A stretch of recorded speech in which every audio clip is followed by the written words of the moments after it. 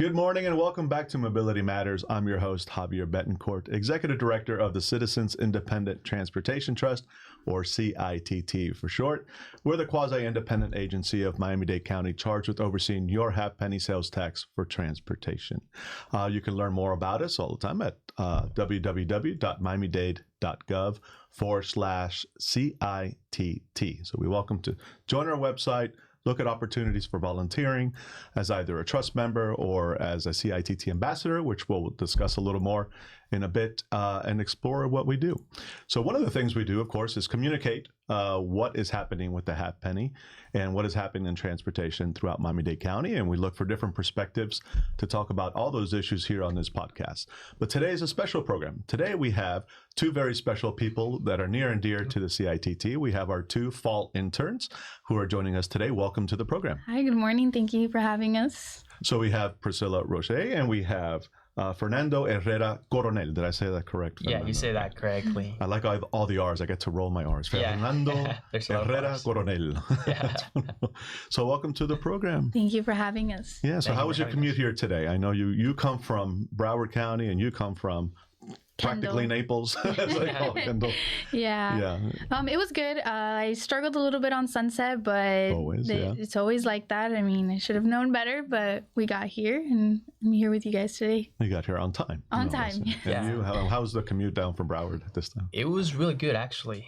Like, I was expecting a little more traffic. Yeah. But yeah, I'm learning how the congestion, comes more towards like downtown and Miami, other zones, and coming here it wasn't that chaotic as I expected. Good, you were lucky because I had to go up your way yesterday in rush hour traffic and then come back home, and it was not fun.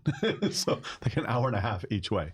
Oh yeah, well, I don't know how people do that every day. It took me 1 hour and a half yesterday for me as well after. Yeah. And you both drove, I imagine, and that is because we still are working towards a better transit system here in Miami-Dade County. Do you ever take transit here? I do actually, yes. Yeah. I started right now during the internship. Actually, I did a lot of the Metro Mover, and one thing that I have taken or I experienced was the train, and it was from the airport, and I took it all the way to Dadeland. Oh, cool! And then from there, I got a Metro bus, and it dropped me off right by 107, which is where I live. So I was like minutes away from my house. So yeah, that was a good experience. So you're a transit believer now. Yeah. And do you ever get a chance to take either Tri-Rail or something from Broward here? Not from Broward, but mostly by the office in downtown. Okay. I started taking a lot of that transportation. But the biggest one for me is the one that goes to the airport. Oh, you've taken, okay. Yeah, I've taken the one to the airport, and it's a lifesaver. Like, good. Just being able to grab that, it's extremely fast, extremely reliable, and you're like there. It's the one to MIA, to Miami. Yeah. Yeah, and I must say that was paid for with your half penny sales tax for transportation. So that is one of the improvements that we've made. So we kind of skipped over, your background. So let's start there, actually, or let's go back to that. Priscilla, tell us a little bit about yourself. Okay, so where are you from? Where are you going to school? All that good stuff. Okay, so I'm born and raised here. My parents are Cuban and Nicaraguense, so I have that little mix. I went to school to Southwest Miami Senior High. I'm a class of 2022 graduate, so go Eagles. I played softball my whole life. I'm a pre-law major right now at Miami-Dade College. It's always been my passion. Law has always been my favorite. More world history, civics has always been my favorite subject. I used to be called a nerd for that. People would tell me, "Oh, why not PE or anything?" No, wear it with pride. Yes, I would wear it with pride. And that's about it. It's a little cute introduction of me. I'm a social studies nerd as well, so I love it. It's wonderful. And yourself, Fernando, where are you from, and what is your background? So I'm from Mexico, and I played soccer all my life. I was a soccer player back in my country, and then I came here to pursue a college degree while playing soccer as well. And I used to play it in Colorado, and then I transferred over here to Nova Southeastern for my master's degree. That happened last year. I was doing my master's for a year and a half on data science. And I don't know, my educational background has been a little bit all over the place because when I was younger, I used to be a big fan of like law. and politics and those social sciences. But then I have one professor in high school that kind of like I didn't like those subject anymore, probably because of the way he taught the class. So then I started getting more into computing and math, and I really liked that career. So I started pursuing that. And yeah. That's great. What made you decide to move to South Florida from Colorado? Was it just a particular program that you were attracted to, or you wanted to live here? It was a particular program, yeah. And the lifestyle that there is in here. It was always a dream of mine to live by the coast. Right. Like there's these say that, when you're close to the beach, everything is smoother, it's tranquilo. Yeah, exactly. So that was something that I really wanted to experience. Yeah. And the college, Nova wanted me to come here, and they were actually one of the few universities in the country that had data science and like artificial intelligence as a master's degree, right? Instead of like the general computer science path. So I was really attracted to that. Okay. And you were just tired of the snow, right? I was tired of the snow as well. Yeah, I wanted some heat, and it's nice the first year if you're not used to it. It's exactly. like, oh, look how beautiful, and then yes, I go. Yeah, exactly. Very cool. And then, so you came to us through the mayor's internship program, mayor of Miami-Dade County. How did you find that? What was that experience like applying for that? What is the criteria for those who are watching who might be interested? Well, for me, it started. I had previously worked at an immigration law firm that as soon as I graduated, I started working there. And it was kind of, I started as an internship and then I got the job. I realized it wasn't for me. At this age, I want to get to actually know all the fields of law and the different types of laws that there are, so I can have, for sure, or I tried everything and I don't want to have what ifs. Right. So it wasn't for me. I gave it my all, and then I started looking for another job, maybe more in the legal field or anything that with the government. So I went on to Miami-Dade government. I went on the website, and then I saw that they were having a mayor's intern. So I was so close to a deadline. I'm like, you know what? Let me just do it. And if it happens, it happens. That's one thing that I believe. Whatever is meant for me, it will come. So I applied, and I hadn't heard back for around like a week or so.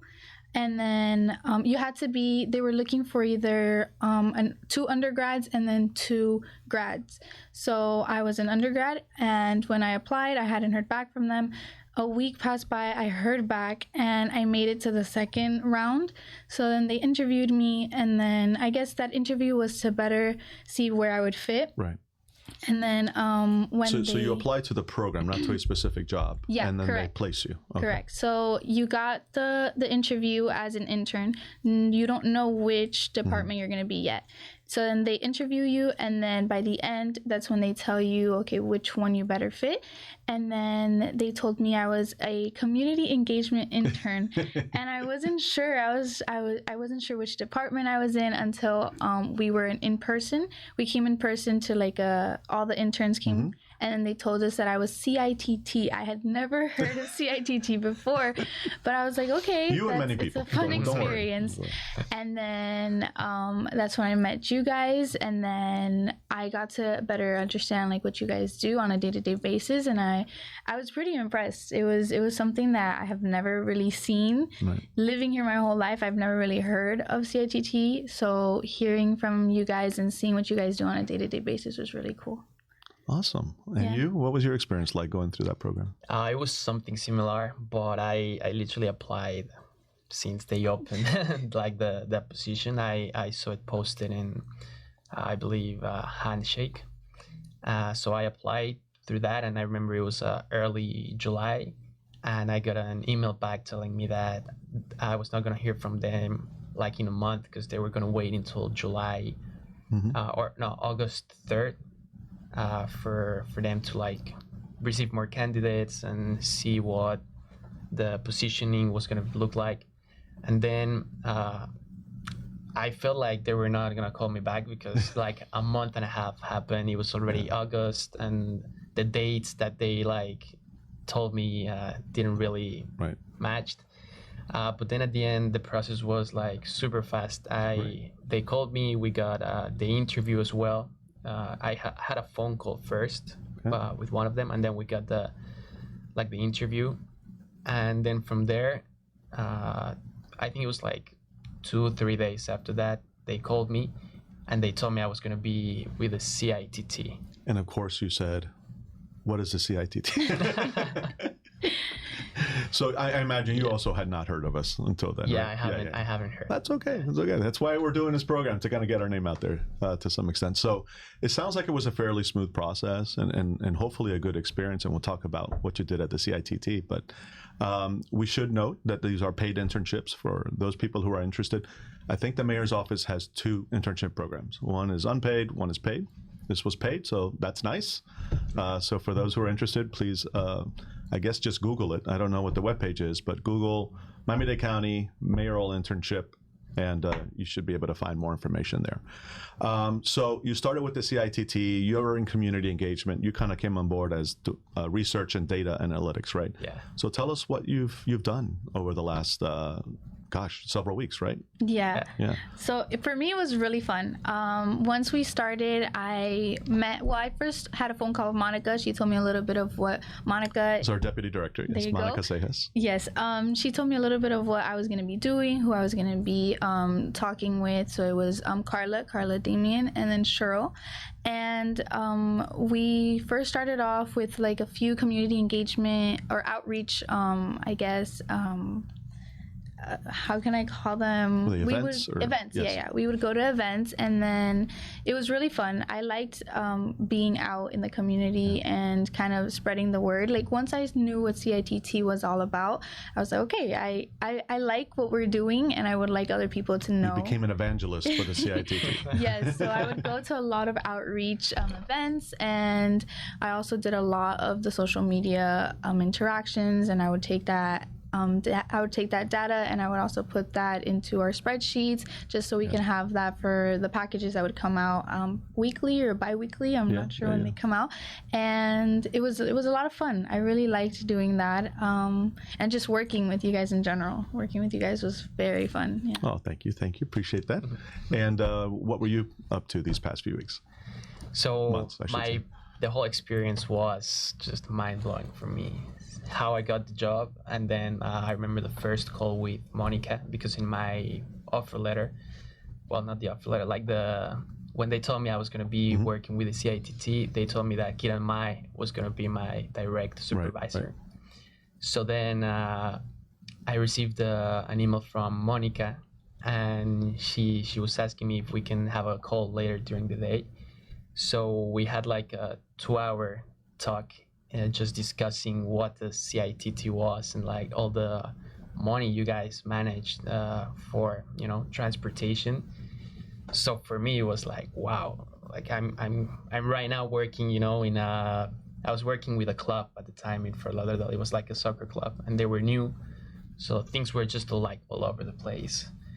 And then it was just so incredible for me to just pass from being in a place where people didn't know exactly what they were doing to be working next to people that have a lot of experience in transportation, in government. Yeah. So I was like, okay, I'm ready for it. I want to do whatever it takes and whatever you want me to do to help you succeed.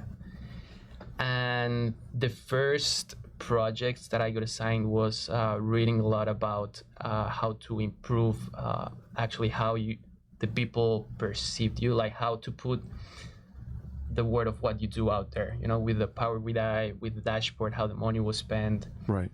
Improving our communication tools, right? Exactly. Yes. So that people could see mostly through that Power BI dashboard how money was spent, basically.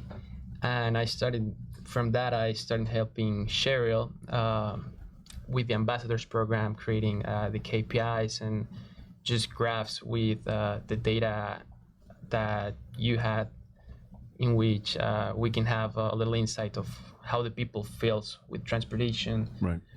How they think, how they interact with like the different means of transportation.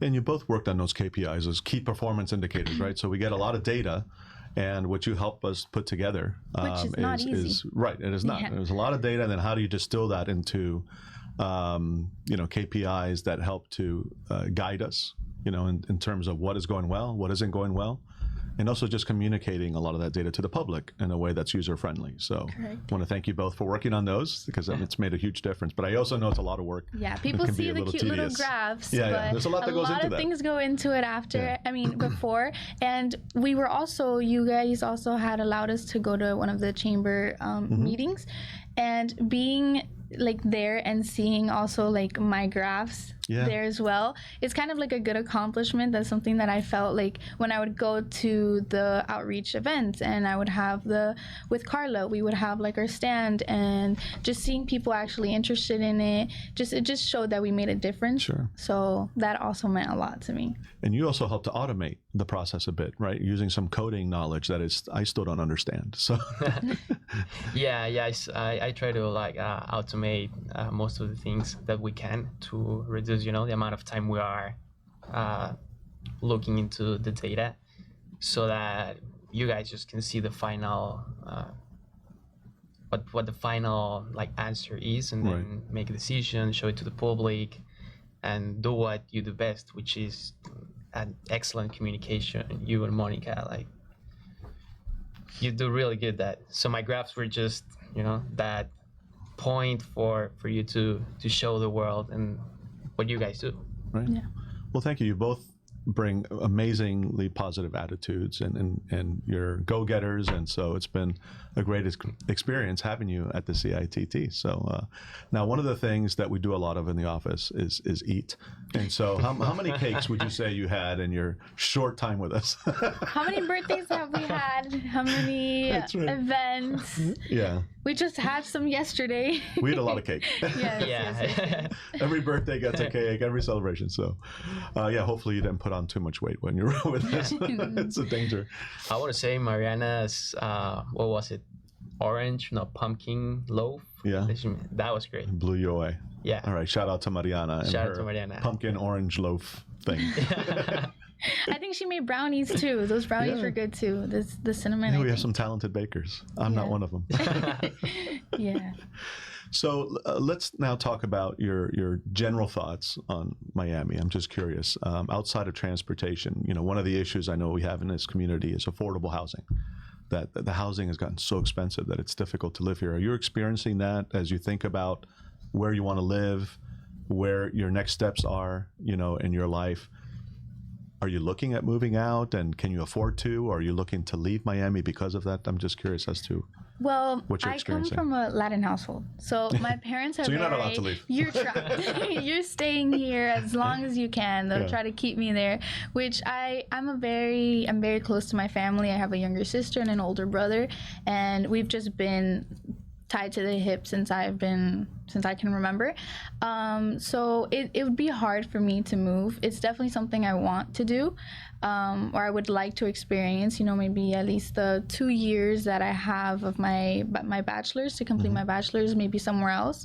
I have been looking, and it is very expensive. So maybe not anytime soon, but I do plan on doing it.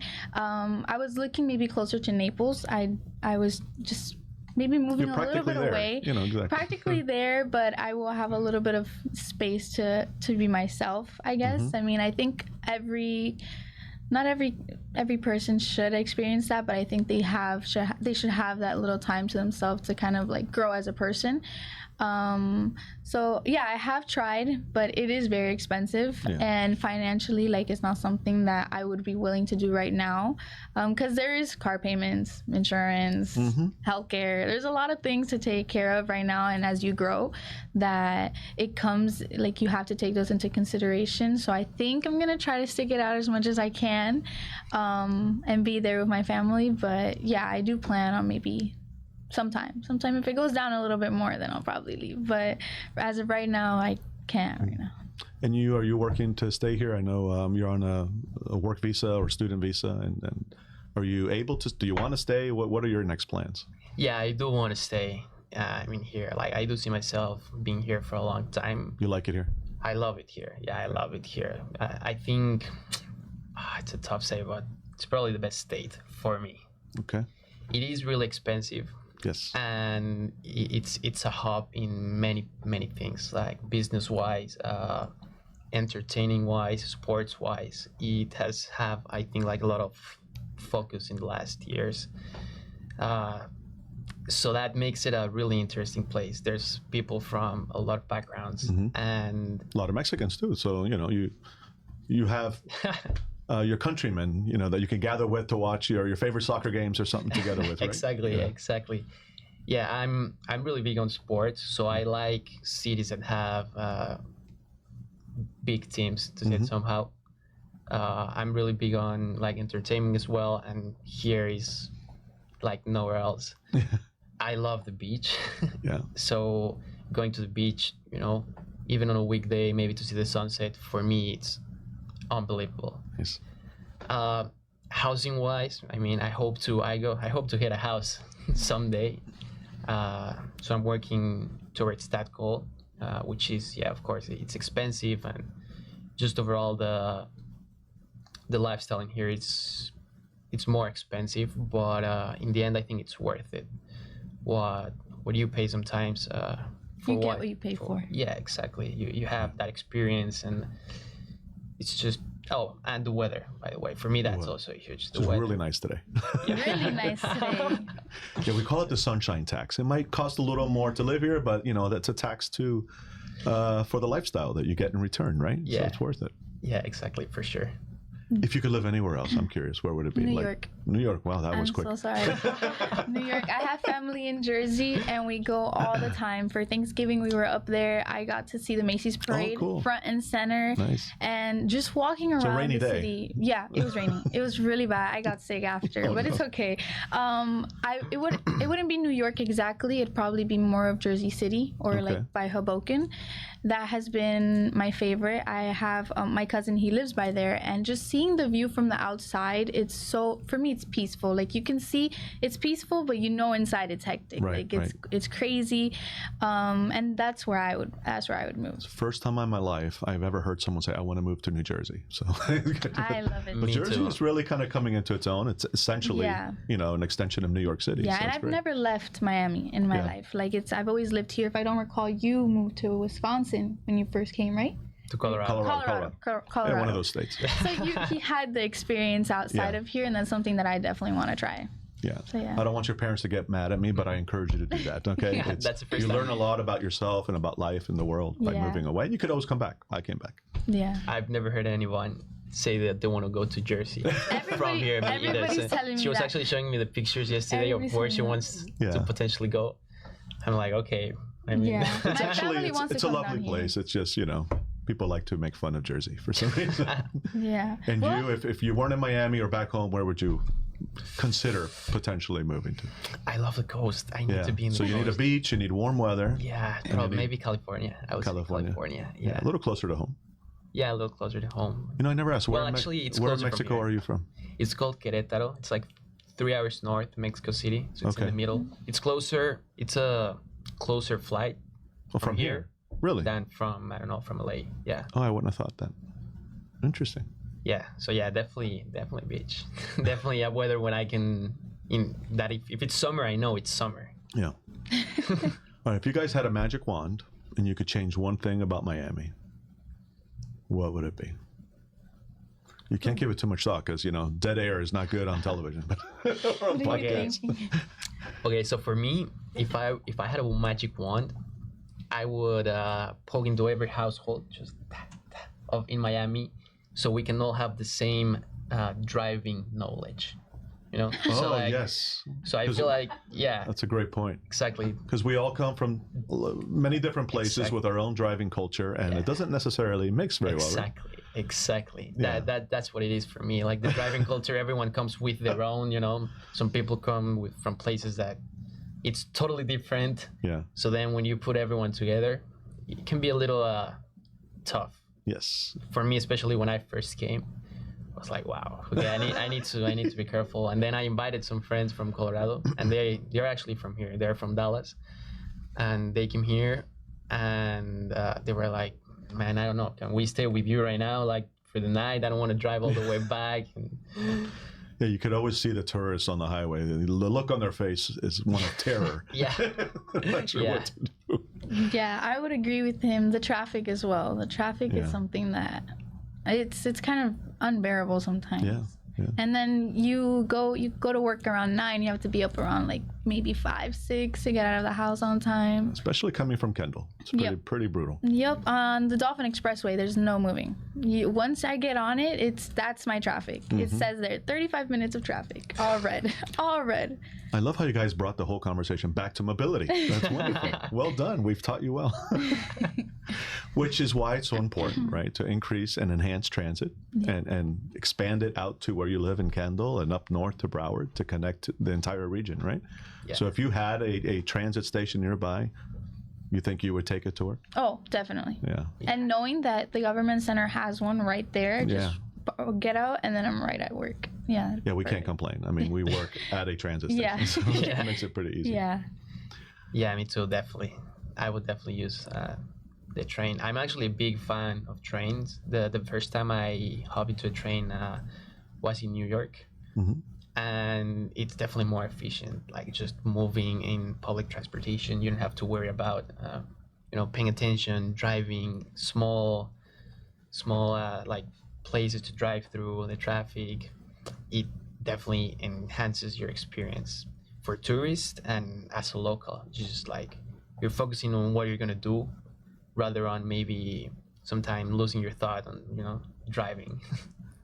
Now, I'm curious, do either of you ever bike or, do a lot of walking in Miami? I mean, what's your experience with our bicycle pedestrian infrastructure? Any? Or? I mean, in school I used to. I live really close to, I live really close to Southwest, my high school that I went to. So I would walk because I didn't have a car my freshman, sophomore, so junior year. And then COVID hit, so I couldn't really move much in my car. There wasn't going out.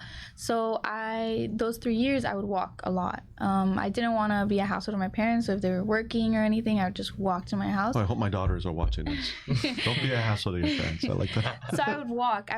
There was times where I'd take the bike because I would go to my softball practices. So I'd walk home, I'd change, I'd take my softball stuff, and I would bike to the park. So yeah, I'm very flexible with it. I don't really need a car. I mean, I'm glad to have one, but I don't really need one. But yeah, and did you feel safe doing that? Like in biking, did you bike on the sidewalk, on the street, on the or sidewalk. did you have trails? On the sidewalk, there isn't really a lot of trails where I live or a little lane for bikes. Yeah, and then if I did get on the street, I'd be really scared. Some people get really close to you, so I just would go back to the sidewalk. Walking was very safe. The bike was a little bit scary for me. Okay. And you? Any biking or significant walking? Yeah, when I first arrived, I bought a bike in Walmart because I really like biking, and I like the idea of like, I'm going into school biking, or I'm going to work biking. But then my coach back there told me like, man, we have 2 guys last year that, got in an accident on a bike. So like, be really careful. And then a lot of people kept like telling me like, you should maybe think about it twice. So I use it, but I'm a little bit scared of like maybe doing a larger, like a longer trip. A larger trip. Yeah. So now this was up in Broward. How is their like bicycle infrastructure? Do they have dedicated lanes for bikes or anything, or you were also on the sidewalk or on the street? How were you biking? Me personally, I biked on the sidewalk as just well. because I was scared to be like on the lane because it's supposed to be a shared lane, but I don't think there's enough space for both. Yeah, and what happens too is the drivers aren't necessarily expecting cyclists because there are very few. Yeah. And they're on their phones and they're not paying attention. Yeah, exactly. And so it is very dangerous, I would admit.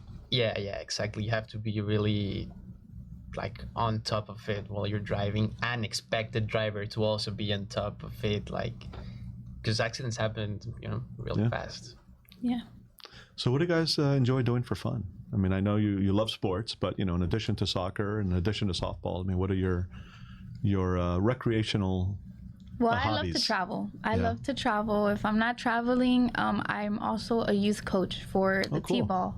baseball kids. So the younger kids, I'm part of a Miami Marlin Foundation. Okay. So I'm a coach for the kids. It's more up in Hialeah, so they don't necessarily have like the resources or other clubs up there that they can play or participate. So Miami Marlins does it for a cheaper amount than like any other travel team. So I just help them, the little kids and then the softball girls. I'm very, I don't know, I'm very with the community. So once I see the kids having fun and all that stuff, that is what I kind of feed off of, and it makes me feel better. I do that, I travel, and that's about it. And in school, obviously. I didn't know that about you in the Marlins. So yeah, I just learned something new as well. Yeah. And how about you? Are you involved in any other hobbies or organizations? I mean, what do you do? Yeah, well, I like playing chess and Okay. languages. So I'm taking Mandarin. Wow. And I would say it's a hobby because I'm not like, I'm light on it, you know? Like when I try to do it once a week, and it's really fun for me because I've been doing that for like 3 months, and it's mostly, the first months are mostly getting to learn the culture and how they think. So I like like, on Duolingo, or what do you do? no, it's called Preply. That's the app I use. And you get like an actual professor from the country. Okay. So my professor is in Shenzhen. And, you know, we connect weekly at like around 9 p.m., which is probably like her 7 a.m. And we take the class. It's 50 minutes. And it's something I'm really enjoying. And that actually got me into Taoism. That was what I was telling you the other day. That class, because my professor started talking a little bit about that and the way they phrase their thinking in the writings. It's just so curious to me, you know. It's a lot really ancient civilization with ancient knowledge. So in my free time, I kind of like trying to see what the books that I have bought in Mandarin kind of say. You know, you set yourself up. Now you're going to have to say something in Mandarin for us. Oh, please, pick whatever you want. Introduce yourself in Mandarin. Oh my God, the pressure. Okay. 我是 Fernando. 你好. Ni hao. That's pretty much. How's your Mandarin? No, my third language is Portuguese. I learned a little Portuguese, bit in nice. high school. Yeah, I did three years of it. Yeah. Okay, say something in Portuguese. Eu não falo muito português. You did it perfectly. Look at that. Wow, yeah. Pouquinho. Says a non-Portuguese speaker, so you could have said anything. That would have been great. Yeah. Very cool. So, guys, where do you see yourself? I mean, I know what you're studying. You're interested in law, and you're seemingly in data analytics. So, fast forward 5-10 years, where do you see yourself professionally? Well, right now I'm very all over the place. As you should be at your age, by the way. I'm just age of into discovery. trying new things. I'm getting my real estate license. Okay, so cool. I like every other Miamian. So welcome to the club. Yeah, I need to take my test right now. That's the only thing I'm missing. I did my 63-hour course, and once I get my license, I want to either obviously put it in a broker, but then join maybe a firm of real estate law. Okay. And get to know that law. Like I said, I want to get to know all the different laws before I actually I'm set for one. So that's my next step for now. And in 5 years, I'm still probably going to be in school. Hopefully law school as soon as I can. I'm trying to get all the school as quick as I can and start practicing law.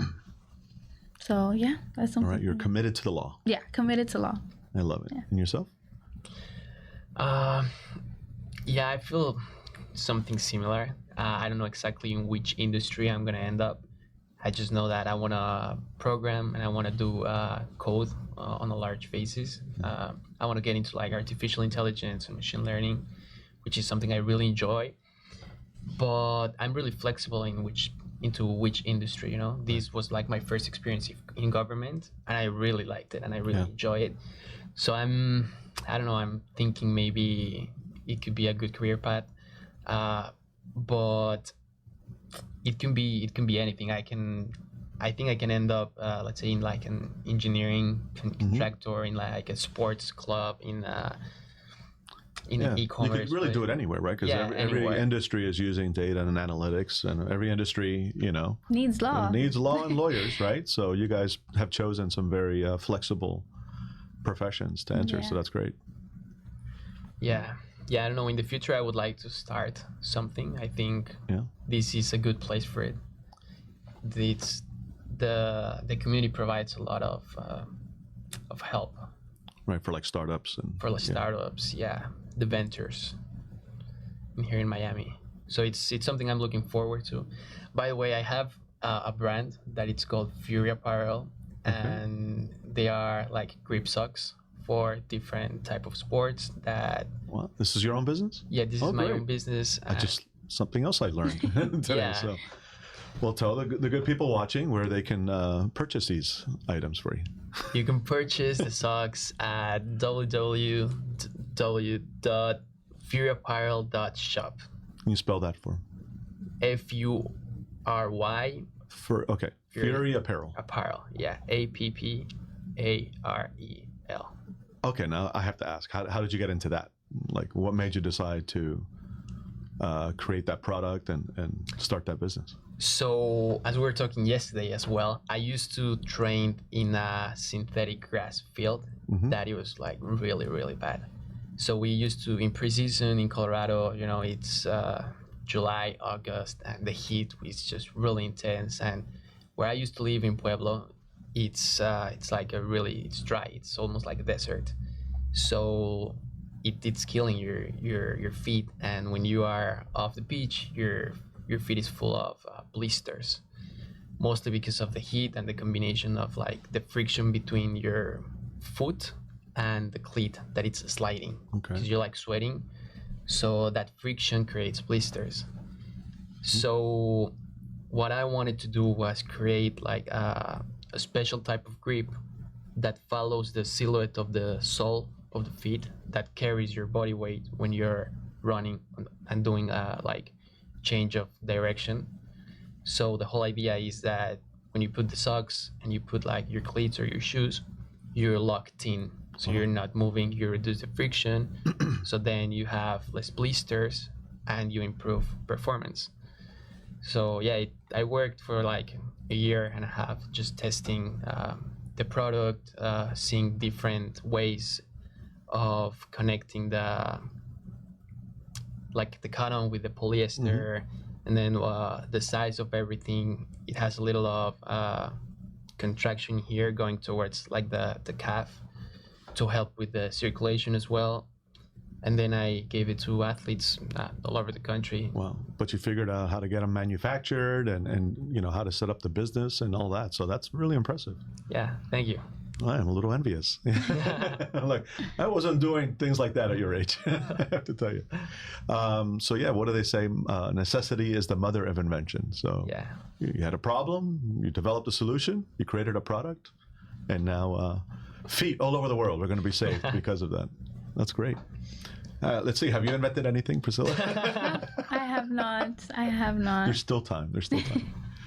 Well, guys, anything else you want to share? I think we've covered the bulk of it. Yeah. Yeah, I mean, it's been a great year, a great couple of months with the CITT, learning a lot. The experience has been just amazing, to say the least. People, you're in great hands. The CITT does a great job. Yeah, and we continue to look for interns. So if you're interested in working with us as an intern, visit either our webpage, contact us, or Google the Mayor's Internship Program, and you should be able to find information there. And how about you, Priscilla? Any last words? Well, now that it's kind of hitting me, our last day in the office was yesterday.